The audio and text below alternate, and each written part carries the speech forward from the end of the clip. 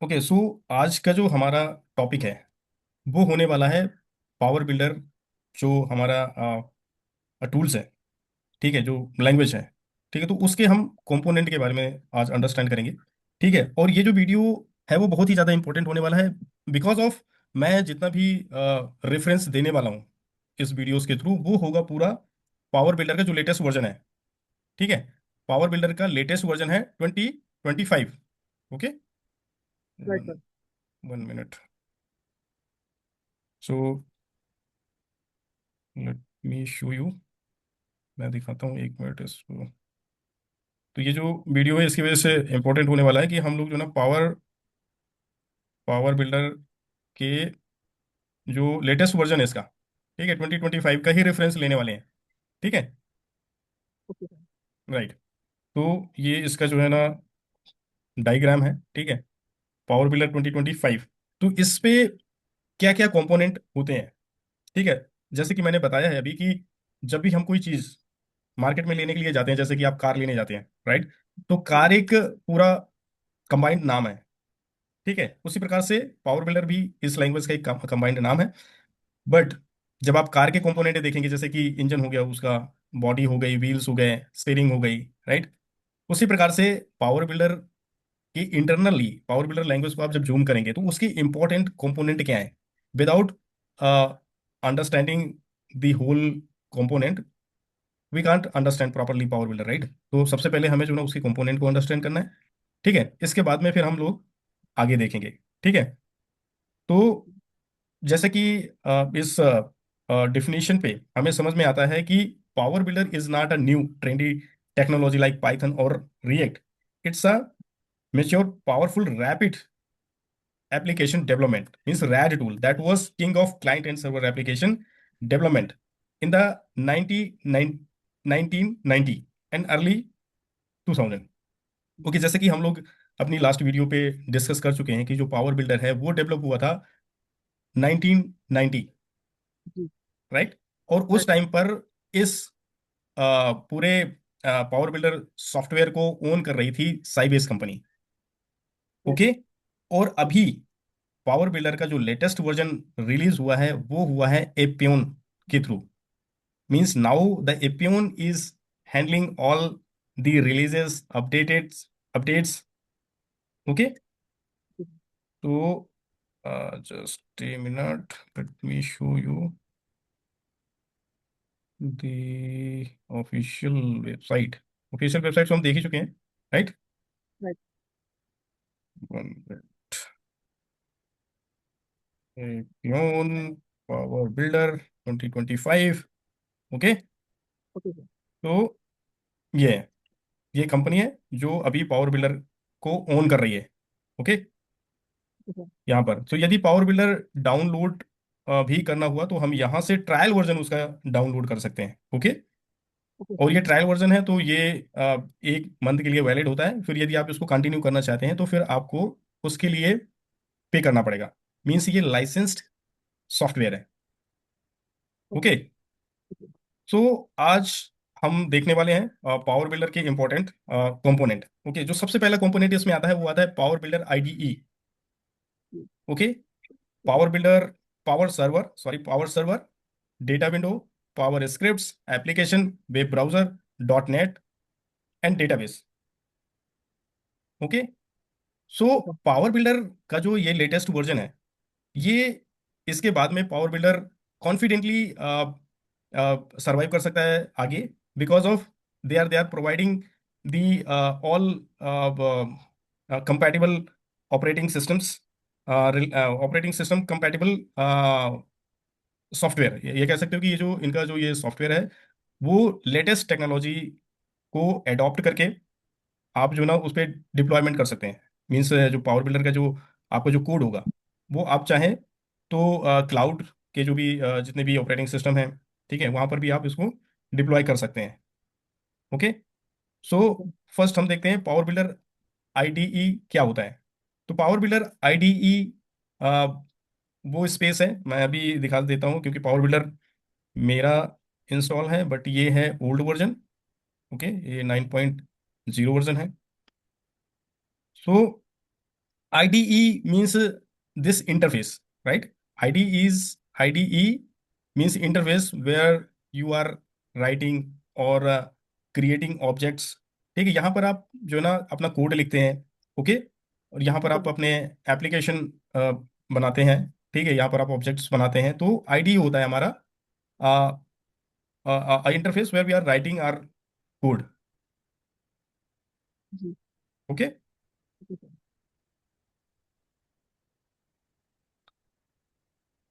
Right ना? ये power yes. Builder IDE means जहां पर आप अपना कोड लिखते हो, जहां पर आप अपने एप्लीकेशन बनाने के लिए ऑब्जेक्ट्स बनाते हो, ओके।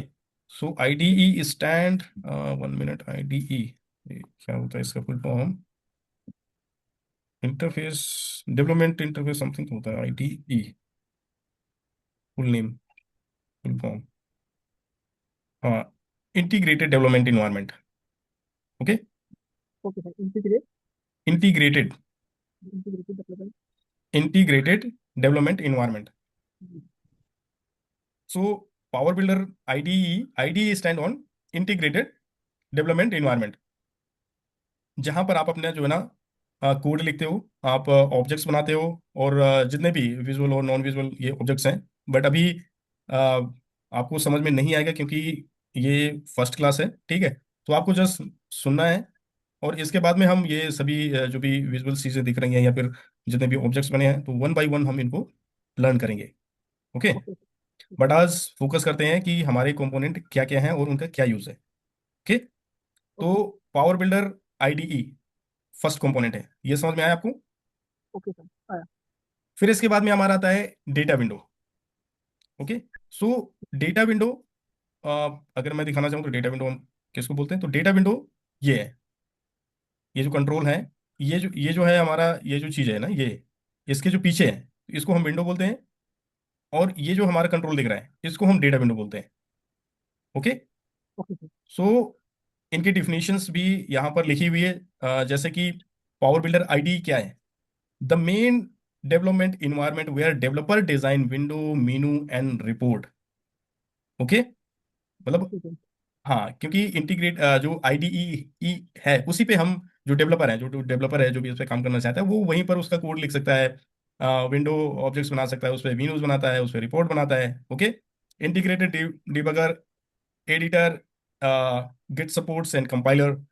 सो ये सारी चीजें जो ना हमें आईडीई पे मिलती हैं, okay. Generate both native window executable and power server projects for both deployment. तो ये जो आईडीई है वो हमें नेटिव एप्लीकेशंस भी बनाने के लिए अलाउ करता है, और एज वेल एज हम चाहें तो उसका डिप्लॉयमेंट क्लाउड में भी कर सकते हैं पावर सर्वर के थ्रू। तो power server is another component of the power builder, okay. Okay sir. आज हम फिर जो हमारा नेक्स्ट, सॉरी, जो जो हमारा नेक्स्ट कंपोनेंट है वो है डेटा विंडो, राइट। सो डेटा विंडो मैंने दिखाया यहाँ पर कि डेटा विंडो कैसे दिखती है, अभी बस आपको ये देखना है कि कैसे दिखती है, बट क्या होता है, किस तरीके से काम करती है, वो हम आने वाले अपने सेशंस के जो वीडियोस रहेंगे उन पे देखेंगे, ओके। बट आज आज जस्ट अंडरस्टैंड करना है कि होता क्या है, ठीक है। Data window the core data access and presentation objects, automate SQL generation, crude operation, and data binding, okay, provides high okay performance data retrieval and UI synchronizations, easily export to Excel, PDF and JSON, okay. So okay हाँ, so data window is used to present the data because data हमारा कहाँ से आता है? Data हमारा आता है database से, ओके, वो हमें दिखता है विंडो पे, okay. Okay sir. Yes, and retrieved inside the data window, ऐसा कर सकते हैं, ऐसा हम बोल सकते हैं कि डेटा जो रिट्रीव्ड होता है वो डेटा विंडो के अंदर होता है, और डेटा विंडो प्लेस होती है विंडो पे, ओके। सो ये जो डॉटेड एरिया जो हमें दिख रहा है वो विंडो होता है, ओके। ठीक, यहाँ पर ये मैंने एप्लीकेशन को भी रन किया है यहाँ पर समझाने के लिए जस्ट, ठीक है। तो ये जो हमें डेटा आ रहा है ना अभी, राइट, तो ये डेटा जो हमें दिख रहा है अभी वो डेटाबेस से आ रहा है मेरे, ठीक है, ठीक है। ओके। तो यहाँ पर तो यहाँ पर ये इसके ऑपरेशन है, क्योंकि अगर डेफिनेशंस पे अगर आप देखोगे ना, तो यहाँ पर क्रूड ऑपरेशंस को भी हम परफॉर्म करते हैं। ठीक है, क्रूड ऑपरेशंस क्या होते हैं हमारे? Delete, update, filter, delete, insert, ये हमारे क्रूड ऑपरेशंस होते हैं। तो ये सब डेटा विंडो पे ही परफॉर्म होते हैं। ओके, तो ये हमारा हो राइट। गया सेकंड कंपोनेंट। फिर इसके बाद में हमारा आता है पावर स्क्रिप्ट्स। पावर स्क्रिप्ट्स क्या होती है? ठीक है, तो जो हम लैंग्वेज की बात करते हैं ना, लैंग्वेज की हमें कोड लिखना पड़ेगा, राइट? तो ये जो कोड हमें दिख रहा है यहाँ पर, DW_1 set trans object SQLCA, so this code called power scripts. इस कोड को ही हम पावर स्क्रिप्ट्स बोलते हैं। Okay, power scripts means power builder की कोडिंग लैंग्वेज, ऐसा कह सकते हो। सो पावर पावर बिल्डर्स, यदि हम इस डेफिनेशन पे जाते हैं कि power builders event driven object oriented scripting language.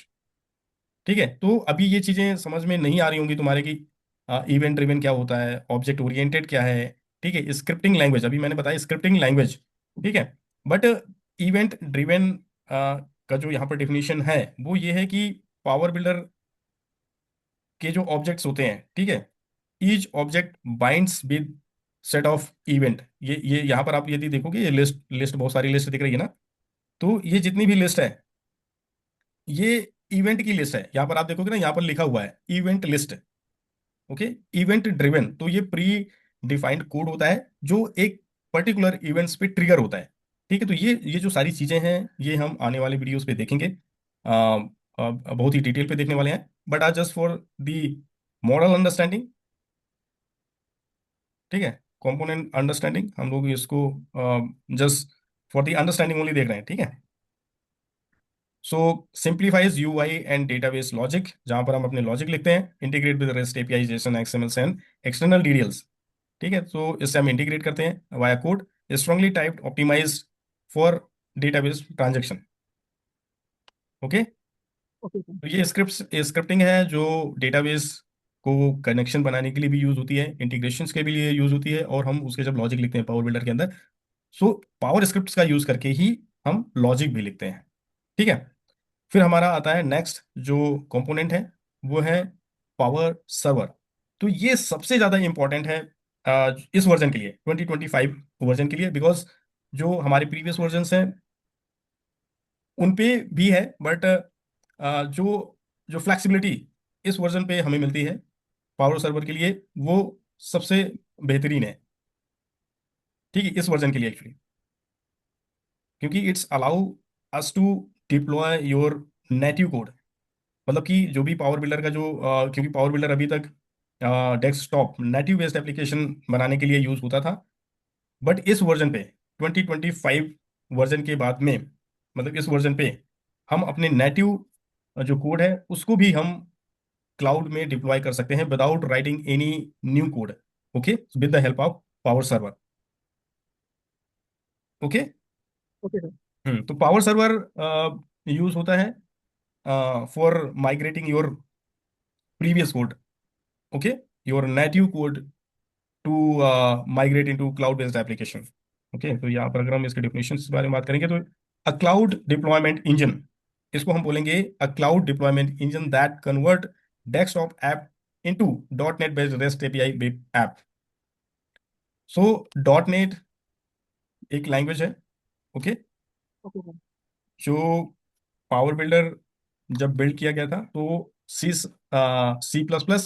C# and dot net को कंबाइन करके ही पावर बिल्डर एप्लीकेशन बिल्डअप हुआ था।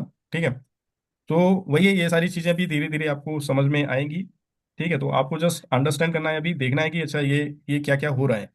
ठीक है, तो जो पावर सर्वर है, ये मेन कंपोनेंट है पावर बिल्डर 2025 का, because with the help of power server we can migrate और deploy our native code into into cloud और वेब बेस्ड ऐप बनाने के लिए कर सकते हैं।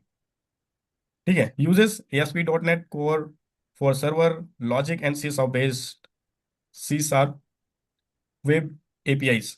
Okay, okay. तो क्योंकि वेब बेस्ड जितने भी एप्लीकेशंस हैं उनके लिए इंपॉर्टेंट लैंग्वेजेस हैं, ये C# हो गया, डॉट नेट हो गया, तो यदि आप अपने नेटिव एप्लीकेशंस को, मतलब पुराने एप्लीकेशंस को यदि आप वेब बेस्ड एप्लीकेशन में बनाना चाहते हैं, तो आपको इन्हीं लैंग्वेजेस की एपीआईज को यूज करना पड़ेगा।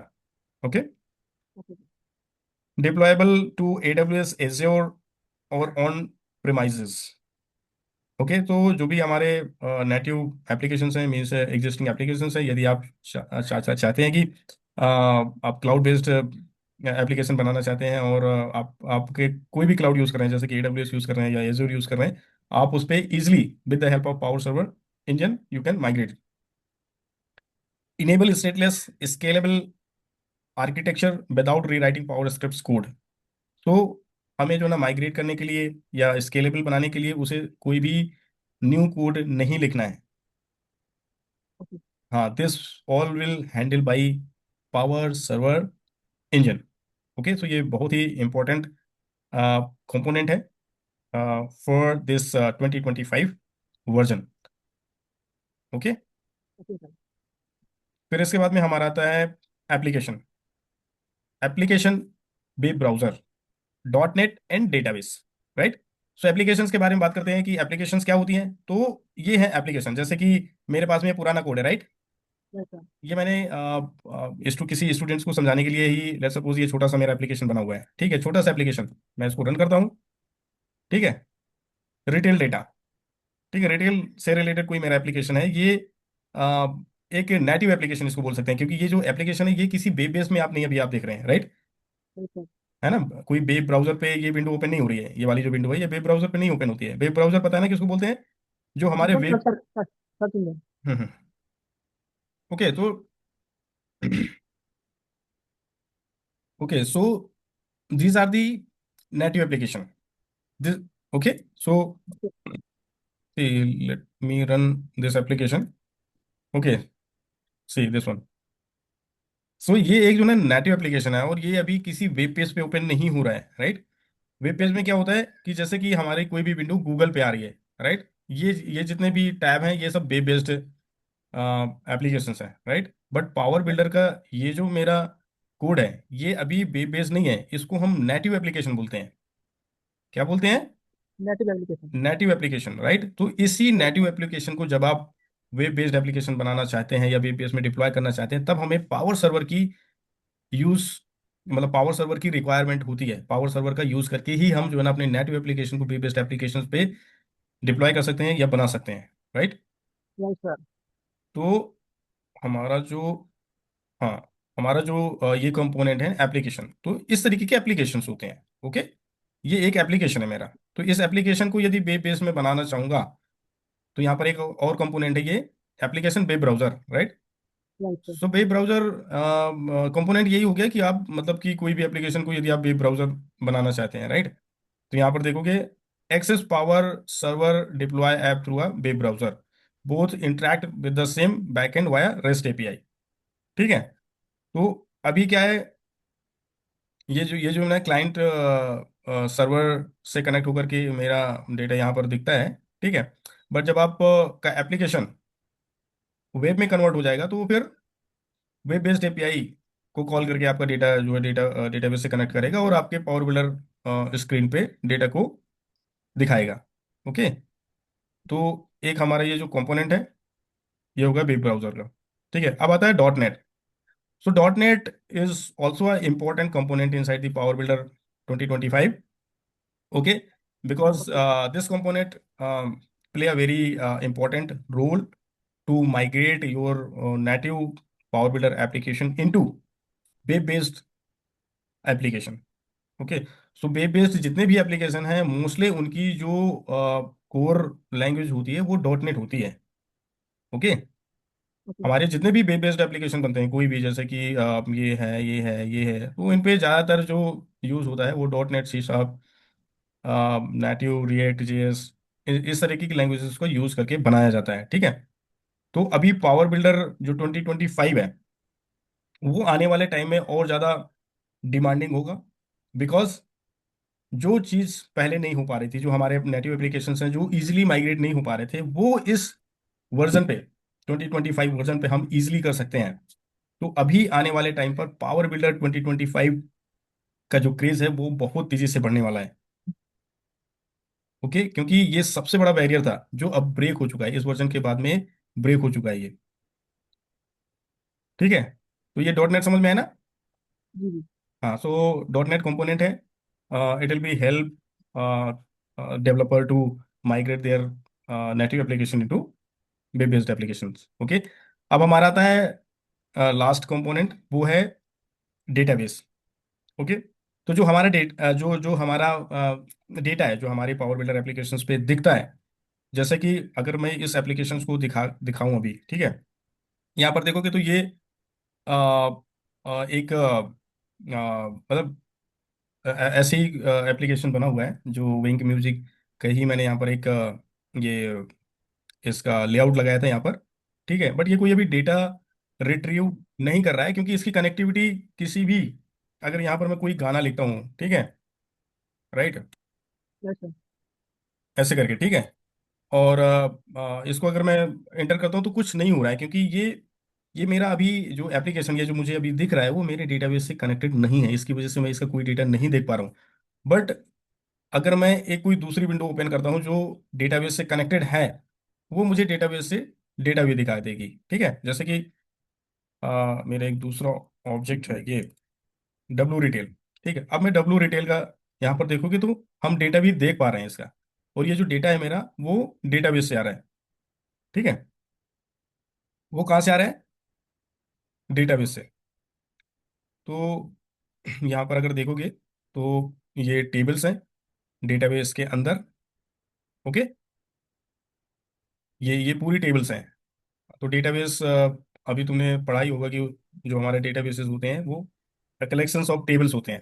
ठीक है, जी सर। तो अगर हम देखना चाहेंगे कि किस टेबल से आ रहा है वो, अच्छा sir, database collection of data table या डेटाबेस कलेक्शन ऑफ डेटा। ए, हम उसके बारे में भी पढ़ेंगे डिटेल में, बट अगर हम जो क्वेश्चन है तुम्हारा उसके बारे में आप अगर पढ़ें, बताएं तो ये होगा कि database is collection of tables, table is a collection of row and column which contain the data. ऐसा बोल सकते हैं, ये एक एग्जैक्ट डिफिनेशन होगी तुम्हारे क्वेश्चन की। जी sir, okay, thank hmm, you. ठीक है, तो अगर जी। मैं देखना चाहूँ कि ये किस टेबल से आ रहा था, तो अभी मैं इसके बैकएंड में जाऊंगा, यहाँ पर इसको,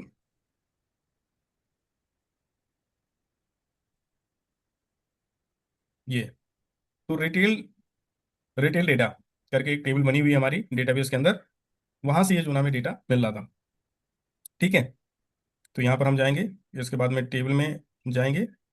ठीक है, यहाँ पर देखेंगे रिटेल डेटा करके कोई टेबल बना है क्या।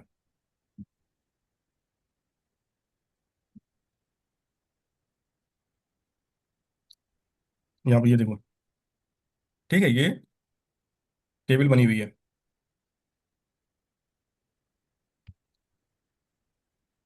ठीक है,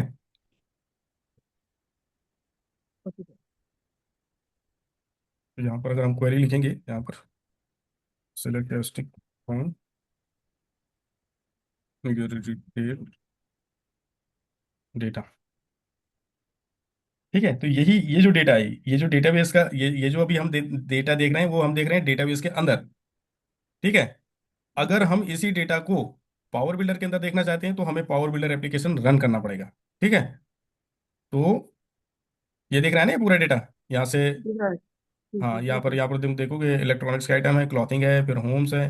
ठीक है, अब मैं पावर बिल्डर के एप्लीकेशन को रन करता हूँ, इसको मुझे सेव नहीं करना है, और इसको भी नहीं करना है, इसको क्लोज कर देते हैं। ठीक है, इसको मैंने क्लोज कर दिया, अब मैं पावर बिल्डर के एप्लीकेशन ये देखूँ तो वही डेटा, सेम डेटा मेरा पावर बिल्डर के अंदर आ रहा है। ठीक है, तो ये सारी जो चीज़ें हैं अभी हम आने वाली क्लासेस पर देखेंगे, बट आज के क्लास का जो टॉपिक था, ठीक है, वो था हमारा पावर बिल्डर के कंपोनेंट, क्या क्या इंपॉर्टेंट कंपोनेंट हैं, उनका क्या यूसेस है जब भी हम पावर बिल्डर को यूज़ करने के लिए जाते हैं। ठीक है, तो ये पूरे कंपोनेंट आते हैं, power builder, IDE, data window, power scripts, power server, application, web browser, dot net और डेटाबेस। ओके, सो हमारा जो पावर बिल्डर है, let me draw one more diagram. Okay, so अब हम देखेंगे कि पावर बिल्डर कितने डेटाबेस से कनेक्ट करता है, ठीक है। तो सिंपल सा है, पावर बिल्डर एक एप्लीकेशन है जो किसी टाइप के डेटाबेस से कनेक्ट कर सकता है, ठीक है। तो लेट सपोज ये मेरा पावर बिल्डर का पीबी, ओके, पीबी ओके 2025, क्योंकि मैं जितने भी वीडियो अभी बनाने वाला हूँ वो 2025 वर्जन को रेफरेंस लेकर के ही बनाना है पूरे वीडियोस, ओके। Okay sir. तो ये मेरा लेट सपोज पीबी का कोई एप्लीकेशन है, ठीक है। तो यहाँ पर हम किसी भी डेटाबेस से कनेक्ट कर सकते हैं, जैसे कि ओरेकल हो गया, ठीक है। और जैसे कि एसक्यूएल सर्वर हो गया, okay. Okay Sybase, Sybase and DB2, DB2, okay. So these are the all databases where we can connect with our power builder application, और हम यूज कर सकते हैं, राइट। सो पावर बिल्डर किसी भी डेटाबेस से कनेक्ट कर सकता है, ठीक है। अभी एक नया और एक डेटाबेस को इनेबल किया गया है, पावर बिल्डर 2025 वर्जन में है, वो है Postgres SQL, post grace SQL को इनेबल किया गया है। तो अभी जो हमारा जो पावर बिल्डर का जो लेटेस्ट वर्जन है वो पोस्टग्रेस एसक्यूएल से भी कनेक्ट करता है, ओके। Okay sir. सो अभी समझ में आया सारी चीजें? जी sir. Any doubt? No doubt sir, revision के बाद देखता हूँ डाउट होगा तो कॉल आप। हाँ हाँ बिल्कुल, आप रिवीजन करो, ओके। और मुझे बताओ कि क्या प्रॉब्लम आती है, तो फिर हम उसको जो है ना अपने आने वाले जो क्लासेस हैं उन पे हम डिस्कस करते रहेंगे। और आगे हम जो टॉपिक वाइज है, तो आज के टॉपिक जैसे कि हमारा बेस था कि what are the importants components involve, right. तो राइट सर। हाँ, पूरे कंपोनेंट के बारे में हमने देखा आज, और कंटिन्यूसली टॉपिक को हम उठा करके एक एक टॉपिक को आगे बढ़ते रहेंगे, ओके। Okay sir. या थैंक यू सर। ओके चलो, हाँ, बाय।